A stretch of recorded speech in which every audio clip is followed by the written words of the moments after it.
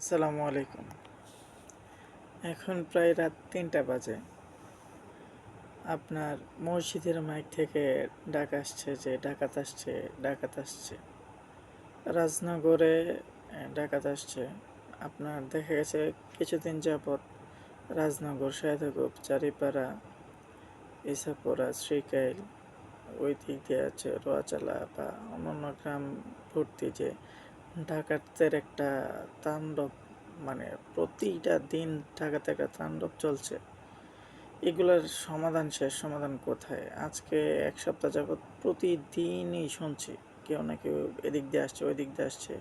ওই যে ওই দিন ঘোড়াশাল ডাকাতি হয়েছে, রাজনগর হয়েছে, সোনাকান্দ হয়েছে, আজকে আবার রাজনগর হয়েছে, সায়দাকবের বাড়িগুলোতে হয়েছে কিছু ডাকাতি শুনলাম। তো এগুলো শেষ কোথায়? আর আইন শৃঙ্খলা বাহিনীর এত অবনতি আমি কি বুঝলাম না। এতদিন ধরে এত কিছু হচ্ছে, কিন্তু এখন পর্যন্ত কোনো আইন শৃঙ্খলা বাহিনীর কোনো ধরনের কোনো পদক্ষেপ নাই।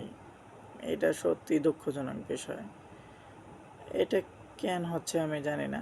এই কিছুদিন যাবৎ মানে না ঘুমানোর মতন কোনো নাই, পরিস্থিতি নাই। এই যে আমাদের বন্ধুবান্ধব বা ছোটো ভাই বড়ো ভাই যারা আছে তারা এই মাঠে পাহারা দিচ্ছে, বাজারে পাহারা দিচ্ছে, বিভিন্ন জায়গায় পাহারা দিচ্ছে। এগুলার আমি মানে কোনো কিছু বুঝতেছি না যে এটা তো আগে ছিল না।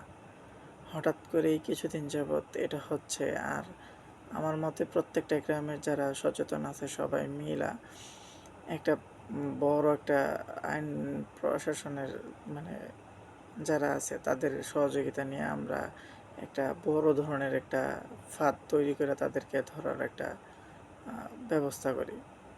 এটা মনে হয় সম্ভবত আমাদের জন্য সবার জন্য ভালো হবে।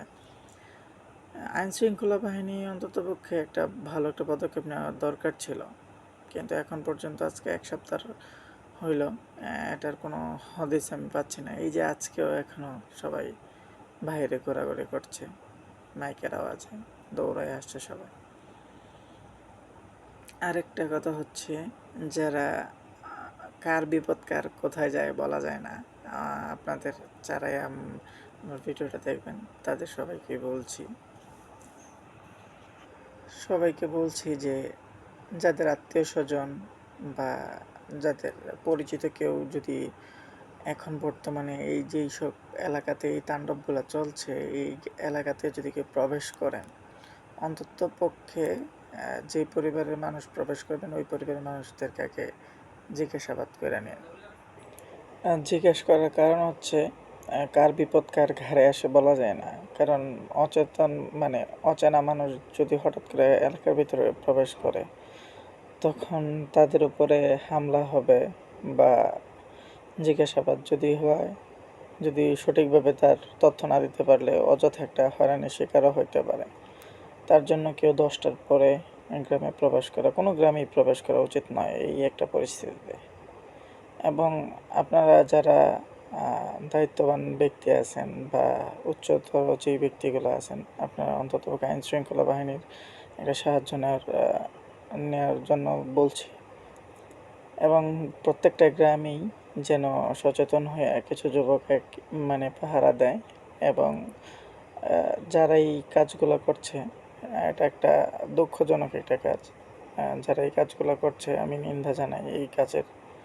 এবং একটা যদিও হোক আর ডাকাতি হোক আর না হোক, কিন্তু একটা এমন এক পরিস্থিতি তৈরি করে ফেলছে যেটা কিনা রাতের ঘুম প্রত্যেকটা মানুষের মানে কেড়ে নিয়েছে। বাচ্চা কাচ্চা থেকে ধরে ঘরের পরিবারের মানুষ সবাই অশান্তিতে ভুগতেছে এই একটা মানে সমস্যা নিয়ে। তো যত দ্রুত এটা সমাধান করা যায়, দু একটা ধইরা পিটাইলে বা অন্তত আইন শৃঙ্খলা বাহিনীর কাছে দিলে হয়তো এটার অবসান ঘটবে। আমরা যারাই সত্য মিথ্যা যারাই করছি, উল্টাপাল্টা কিছু না করে আমরা চাই যে এটার দ্রুত একটা সমাধান হোক। আর এগুলো ভালো লাগছে না। আপনাদের সবাই সহযোগিতা কামনা করছি। আসসালামু আলাইকুম।